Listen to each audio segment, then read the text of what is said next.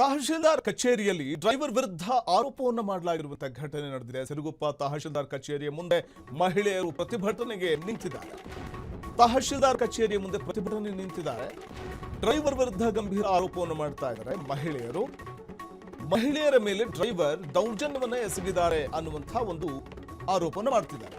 Driver Dyamanna ತಮ್ಮ ದೇವಣ್ಣ ವಿರುದ್ಧ ಆರೋಪವನ್ನು ಮಾಡ್ತಾ ಇದ್ದು, ಡ್ರೈವರ್ ವಿರುದ್ಧ ಮಹಿಳೆಯರು ಗಂಭೀರ ಆರೋಪವನ್ನು ಮಾಡ್ತಾ ಇದ್ದಾರೆ. ತಹಶೀಲ್ದಾರ್ ಗೈರಾಗಿದ್ದಾಗ ನಿಂದನೆ ಮಾಡಲಾಗಿದೆ ಅಂತ ದೂರುತ್ತಾ ಇದ್ದಾರೆ. ಬಳ್ಳಾರಿ ಸಹಾಯಕ ಆಯುಕ್ತರಿಗೆ ಮಹಿಳೆಯರು ಈ ಸಂಬಂಧ ಮನವಿಯನ್ನ ಮಾಡಿಕೊಂಡಿದ್ದಾರೆ.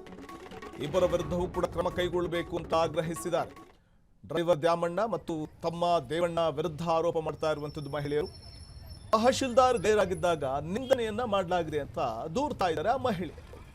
ಇನ್ನು ಬಳ್ಳಾರಿ ಸಹಾಯಕ ಆಯುಕ್ತರಿಗೆ ಈ ಸಂಬಂಧ ಮಹಿಳೆಯರು ಮನವಿ ಕೂಡ ಮಾಡಿಕೊಂಡಿದ್ದಾರೆ. ಅವರ ವಿರುದ್ಧ ಕ್ರಮವನ್ನು ತೆಗೆದುಕೊಳ್ಳಿ ಅಂತ, ಇಬ್ಬರ ವಿರುದ್ಧವೂ ಕ್ರಮ ತೆಗೆದುಕೊಳ್ಳಬೇಕು ಅನ್ನುವಂಥ ಆಗ್ರಹವನ್ನ ಮಾಡ್ತಾ ಇದ್ದಾರೆ.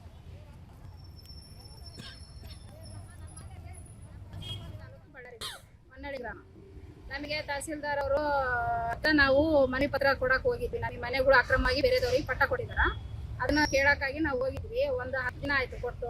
ಅಲ್ಲಿ ಅವ್ರು ಏನು ಕ್ರಮ ತಗೊಂಡಿಲ್ಲ. ಮತ್ತೆ ಅವರು ಜೀಪ್ ಡ್ರೈವರ್ ಆದವರು ನಮ್ಮ ಮ್ಯಾಗ ದೌರ್ಜನ್ಯ ಮಾಡಿ, ನೀವು ಏಕವಚನದಿಂದ ಮಾತಾಡಿ ಅವರು ಇದು ಮಾಡಿದ್ರು. ನಾವು ಅದ್ರ ಮ್ಯಾಗ ಕಂಪ್ಲೇಂಟ್ ಕೊಟ್ಟರು ಸತೆ ಅವ್ರು ತಹಸೀಲ್ದಾರ್ ಅವರು ಏನು ಕ್ರಮ ತಗೊಂಡಿಲ್ಲ.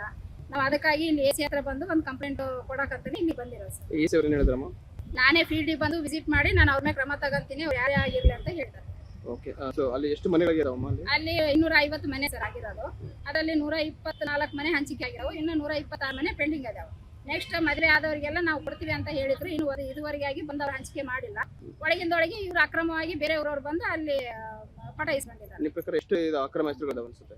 ಈಗ ನಮ್ಮ ಕಣ್ಣಿಗೆ ಕಂಡಿರೋದು 3. ಇನ್ನು ಒಳಗೆ ಎಷ್ಟು ಅದಾವ ಗೊತ್ತಿಲ್ಲ ಸರ್. ಮುಂದೆ ಒಂದು ವೇಳೆ ಸ್ಪಂದಿಸಿದ್ರೆ ನಿಮ್ಮ ನಿರ್ಧಾರ ಏನು ಅಂತ? ಅವರು ಪಟ್ಟ ಕ್ಯಾನ್ಸಲ್ ಮಾಡ್ಬೇಕು. ನಮ್ಮೂರು ಮನೆಗಳು ನಮಗೆ ಇನ್ನು ಉಳಿದವ್ರ ಇದಾರೆ ಫ್ಯಾಮಿಲಿಗಳು, ಅವ್ರಿಗೆ ಹಂಚಿಕೆ ಮಾಡ್ಬೇಕು. ಒಂದ್ ವೇಳೆ ಅವ್ರಿಗೆ ಸ್ಪಂದನೆ ಮಾಡಿದ್ರೆ ಏನ್ ಮಾಡ್ತಾರ? ನೆಕ್ಸ್ಟ್ ಮತ್ತೆ ಮುಂದೆ ನಾವ್ ಏನ್ ಮಾಡ್ಬೇಕು, ಮತ್ತೆ ಹಂಗೆ ಹೋರಾಟ ಮಾಡ್ತೀವಿ. ಮುಂದಿನ ಮತ್ತೆ ಯಾರ ಹತ್ರ ಹೋಗ್ಬೇಕು ಅಲ್ಲಿಗೆ ಹೋಗ್ಬೇಕು. ಇದು ಬಳ್ಳಾರಿಯ ಸಿರುಗುಪ್ಪದಲ್ಲಿ ಮಹಿಳೆಯರ ಆಕ್ರೋಶದ ಮಾತುಗಳು.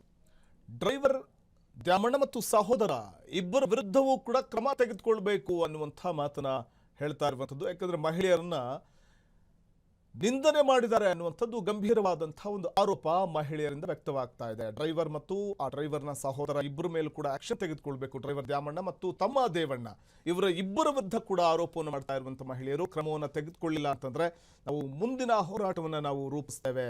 ತಹಶೀಲ್ದಾರ್ಗೆ ದೂರನ್ನ ಕೊಡಬೇಕು ಅಂತಾನೆ ಬಂದ್ವಿ. ಆದರೆ ತಹಶೀಲ್ದಾರ್ ಗೈರಾಗಿದ್ದಂತಹ ಸಂದರ್ಭದಲ್ಲಿ ನಡೆದಂಥ ಈ ಘಟನೆ ಇದೆಯಲ್ಲ, ಈ ಘಟನೆ ನಾವು ಇದನ್ನು ಇಲ್ಲಿಗೆ ನಿಲ್ಲಿಸೋದಿಲ್ಲ.